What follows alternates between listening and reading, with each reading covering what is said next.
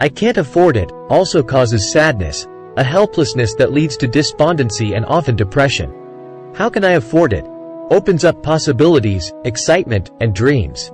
So Rich Dad was not so concerned about what we wanted to buy as long as we understood that, how can I afford it, creates a stronger mind and a dynamic spirit. Thus he rarely gave Mike or me anything. He would instead ask, how can you afford it? And that included college, which we paid for ourselves. It was not the goal, but the process of attaining the goal that he wanted us to learn. The problem I see today is that there are millions of people who feel guilty about their desire or their greed. It's old conditioning from their childhood.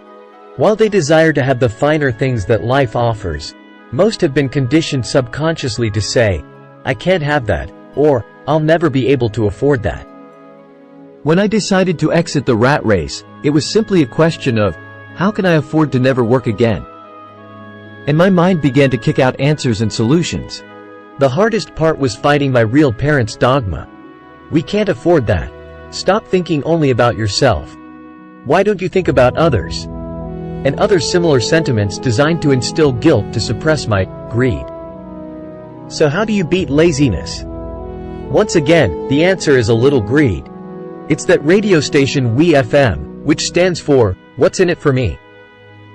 A person needs to sit down and ask, what would my life be like if I never had to work again? What would I do if I had all the money I needed? Without that little greed, the desire to have something better, progress is not made.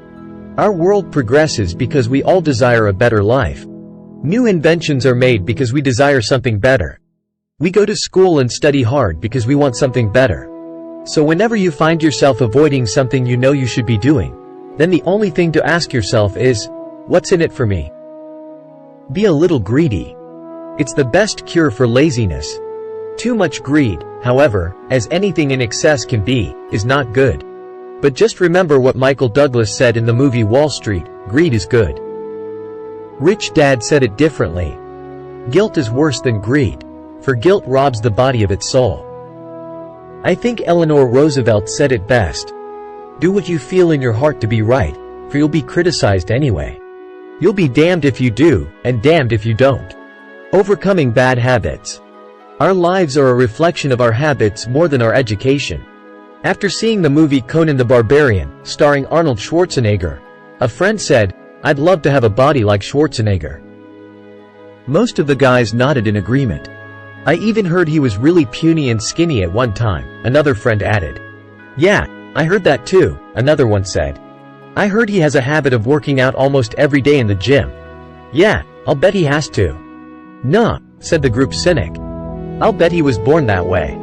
Besides, let's stop talking about Arnold and get some beers. This is an example of habits controlling behavior.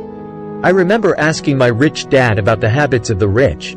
Instead of answering me outright, he wanted me to learn through example, as usual. When does your dad pay his bills? Rich Dad asked. The first of the month, I said.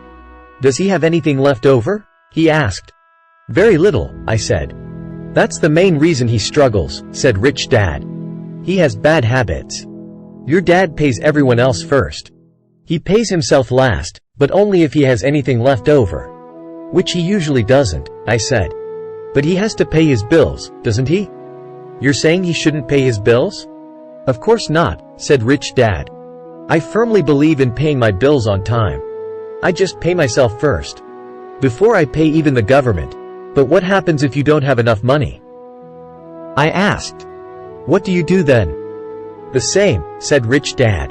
I still pay myself first. Even if I'm short of money. My asset column is far more important to me than the government. But, I said. Don't they come after you? Yes, if you don't pay, said Rich Dad. Look, I did not say not to pay. I just said I pay myself first, even if I'm short of money. But, I replied. How do you do that? It's not how. The question is, why? Rich Dad said. Okay, why? Motivation, said Rich Dad. Who do you think will complain louder if I don't pay them? Me, or my creditors? Your creditors will definitely scream louder than you, I said, responding to the obvious. You wouldn't say anything if you didn't pay yourself. So you see, after paying myself, The pressure to pay my taxes and the other creditors is so great that it forces me to seek other forms of income. The pressure to pay becomes my motivation. I've worked extra jobs, started other companies, traded in the stock market, anything just to make sure those guys don't start yelling at me. That pressure made me work harder, forced me to think, and all in all, made me smarter and more active when it comes to money. If I had paid myself last, I would have felt no pressure, but I'd be broke. So it is the fear of the government or other people you owe money to that motivates you. That's right, said Rich Dad. You see, government bill collectors are big bullies. So are bill collectors in general. Most people give in to these bullies. They pay them and never pay themselves. You know the story of the 98-pound weakling who gets sand kicked in his face? I nodded. I see that ad for weightlifting and bodybuilding lessons in the comic books all the time. If I pay myself first, I get financially stronger, mentally and fiscally. Well, most people let the bullies kick sand in their faces. I decided to use the fear of the bully to make me stronger. Others get weaker. Forcing myself to think about how to make extra money is like going to the gym and working out with weights. The more I work my mental money muscles out, the stronger I get. Now I'm not afraid of those bullies. I liked what Rich Dad was saying. So if I pay myself first, I get financially stronger, mentally and fiscally. Rich Dad nodded. And if I pay myself last, or not at all, I get weaker. So people like bosses, managers, tax collectors, bill collectors, and landlords push me around all my life, just because I don't have good money habits. Rich Dad nodded. Just like the 98-pound weakling. Overcoming arrogance. What I know makes me money. What I don't know loses me money. Every time I have been arrogant, I have lost money.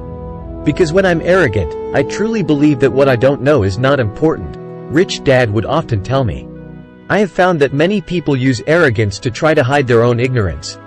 It often happens when I am discussing financial statements with accountants or even other investors. They try to bluster their way through the discussion. It is clear to me that they don't know what they're talking about. They're not lying, but they are not telling the truth.